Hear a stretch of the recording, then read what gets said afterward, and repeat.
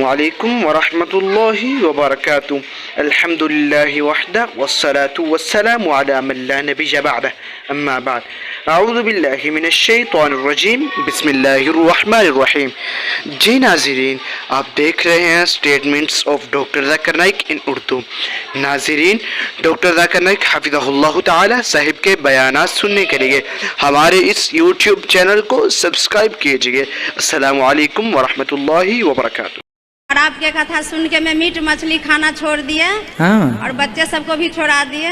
आप ब्राह्मण हैं? हम पंडित जी हूँ। तो आप ब्राह्मण होके मांस वांस खाते थे? हाँ, सब खाते थे। वहाँ जो नहीं खाते तो कहते कि तुम्हारा कुछ हो जाएगा नहीं खाएंगे तो। अरे राम राम राम। हम नहीं खा रही हूँ, तुलसी माला ले लिए ना आपके बात सुन के। हाँ। तो कहते ससुराल में कि तुलसी माला पहन लिए, गलत बात है, कुछ होगा। हमारे यहाँ ये सब नहीं होते हैं। अच्छा, मतलब वो बकरा खाएं, वो मांस खाएं, वो सही है? इनके परिवार में अगर कुछ अब होंगे ना तो हमारे नाम लग जाएगा। हमारे बिहार मधुबनी जिला में जो है ना, सारे पंडित जी खाते हैं मछली। अरे राम। और बहुत लोग को गलत फहमी है कि हिंदू मजहब में गोश्त खाने की ममानियत है।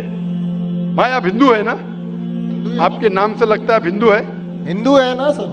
जी हिंदू ही है। आप हिंदू है ना? हाँ। हाँ बिल्कुल सही, आपके नाम से लग रहा है आनंद आपका नाम है, आप हिंदू है। आपको गलत फहमी होंगी कि हिंदू मजहब में गोश्त खाना हराम है। आप जब हिंदू मजहबी किताब पढ़ते हैं, आपकी मजहबी किताब में लिखा है कि गोश्त भी खा सकते हैं, मांस भी खा सकते हैं और बीफ भी खा सकते हैं, गाय का गोश्त भी खा सकते हैं। आप जब पढ़ेंगे मनुस्मृति चैप्टर नंबर 5 अध्याय नंबर 5 श्लोका नंबर 30 में लिखा है कि अगर खाने वाले जानवर, अगर खाने वाले मखलूक उस चीज को खाती है जो खाने वाले जानवर है, तो आप कोई गुनाह नहीं कर रहे, क्योंकि ईश्वर ने कुछ मखलूक को बनाया है खाने के लिए और कुछ मखलूक को खा जाने के लिए। Some to eat and some to be eaten. तो अगर आप खाने वाले जानवर खाते हैं तो गुनाह नहीं कर रहे। लिखा है मनुस्मृति में अध्याय नंबर 5 श्लोका नंबर 31 में कि अगर आप पूजा के लिए जानवर को कत्ल करते हैं तो कोई गुनाह नहीं करते। लिखा है मनुस्मृति में अध्याय नंबर 5 श्लोका नंबर 39 और 40 में कि ईश्वर ने कुछ जानवर को बनाया है पूजा के लिए, सैक्रिफाइस के लिए। तो killing in sacrifice is not killing. तो कत्ल करना पूजा में कत्ल नहीं है। तो मनुस्मृति के मुताबिक आप गोश्त खा सकते हैं। फिर आप जब मुताला करेंगे महाभारत का, महाभारत में अनुशासन पर्व में अध्याय नंबर 88 में युधिष्ठिर, पांडव के 5 भाई थे। आपने युधिष्ठिर का नाम तो सुना होगा। युधिष्ठिर जो पांडव के 5 भाई थे, युधिष्ठिर पांडव में सबसे बड़ा भाई था। वो पूछता है भीष्म से कि हम यज्ञ में, पूजा में क्या खाना दे ताकि हमारे परदादा खुश होंगे। तो भीष्म कहता है अगर हम यज्ञ में, पूजा में चावल, बार्ली, सेब, भाजी पाला देंगे तो हमारे परदादा 1 महीने के लिए संतुष्ट रहेंगे।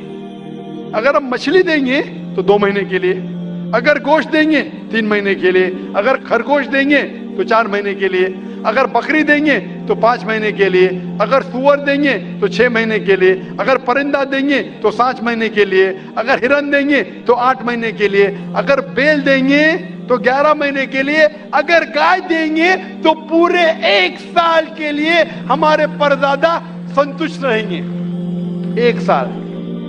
क्या दूध की बात कर रहे हैं सर? आप बफेलो देंगे, बफेलो तो 12 साल के लिए, अगर राइनोसरस देंगे या रेड मीट, लाल गोश्त, तो हमारे परदादा हमेशा के लिए संतुष्ट रहेंगे। पूरा मेन्यू है महाभारत में, हिंदू किताब में पूरा मेन्यू है। क्या चाहते हैं? भाजी पाला, मछली, गोश्त, खरगोश, हिरन, बीफ, बड़े का छोटे का सब है।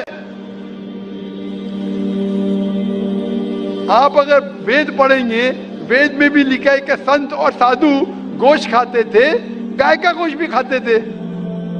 फिर आप क्यों कहते हैं कि गोश्त खाना हराम है? क्योंकि बहुत से हिंदू लोग बाकी मज़ाहिब से प्रसन्न हुए। मजहब से प्रसन्न होने के बाद कुछ मजहब मानते अहिंसा में, और वो समझते हैं कि जानवर को कत्ल करना गुनाह है। क्यों? क्योंकि जानवर में जान है, बाजी पाला में जान नहीं है, पेड़ पौधों में जान नहीं, इसलिए बाजी पाला खाना गलत नहीं है, लेकिन जानवर खाना गलत है। आज साइंस तरक्की कर चुका है और हम जानते हैं कि पेड़ पौधों में भी जान है, तो उनकी लॉजिक जरा बदल गई। हाँ जाकिर भाई, हम जानते हैं पेड़ पौधों में जान है, लेकिन पेड़ पौधे उनको दर्द का एहसास नहीं है, उन्हें दर्द नहीं होता, पेड़ पौधों को दर्द नहीं होता है, और जानवर को दर्द होता है। इसीलिए जानवर खाना बड़ा गुनाह है, पेड़ पौधे खाना कम गुनाह है। आज साइंस फिर से तरक्की कर चुका है। तरक्की करने के बाद साइंस ये कहती है कि पेड़ पौधों को भी दर्द होता है, लेकिन उनकी दर्द की आवाज आपको सुनाई नहीं देती। हम इंसान सिर्फ 20 साइकिल्स और 20,000 साइकिल्स के दरमियान फ्रीक्वेंसी में सुन सकते, इसके नीचे इसके ऊपर नहीं सुन सकते। वो चीखते हैं लेकिन हमें उनकी आवाज सुनाई नहीं देती। तो एक शख्स ने मुझसे सबसे ज्यादा बहस किया और कहा कि जाकिर भाई, मैं मानता हूं कि पेड़ पौधों में जान है, पेड़ पौधे को दर्द होता है, लेकिन पेड़ पौधों में सिर्फ 2 या 3 सेंसेस है, जानवरों में 5 सेंसेस है, इसलिए जानवर का कत्ल करना बड़ा गुनाह है।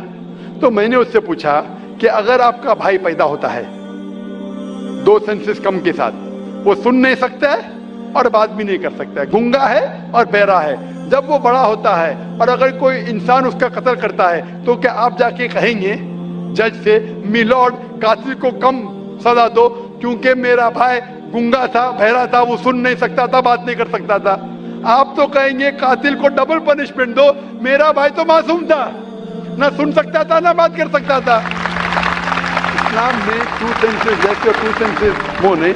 इस्लाम में अल्लाह ताला फरमाते सूरह बकरा में सूरह नंबर 2 आयत नंबर 168 में 168 में, eat of the good things which Allah has provided you, जो अच्छी चीज आपको आपके अल्लाह ने दी है उसको आप खा सकते हैं। तो आप अगर मुताला करेंगे मजहबी किताबों का और साइंस का, गोश्त खाना कोई गलत नहीं है, और मुझे खुसूसन कोई गिला शिकवा नहीं अगर गैर मुस्लिम, अगर हिंदू गोश्त नहीं खाते, मुझे कोई गिला शिकवा नहीं, क्योंकि अगर सब हिंदुस्तानी गोश्त खाने लगेंगे तो हिंदुस्तान में गोश्त का भाव बढ़ जाएगा।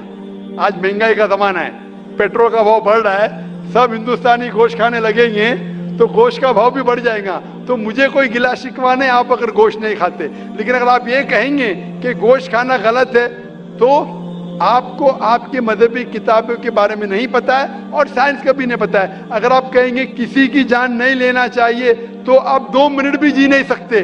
हम जो सांस ले रहे हैं ये जर्म्स है, जर्म्स में भी जान है, आप सांस लेने से उनका कत्ल कर रहे हैं तो आप जी नहीं सकेंगे। इस्लाम में यह है कि जो चीज की इजाजत है वो आप खा सकते, जो हराम है उसको नहीं खाना चाहिए।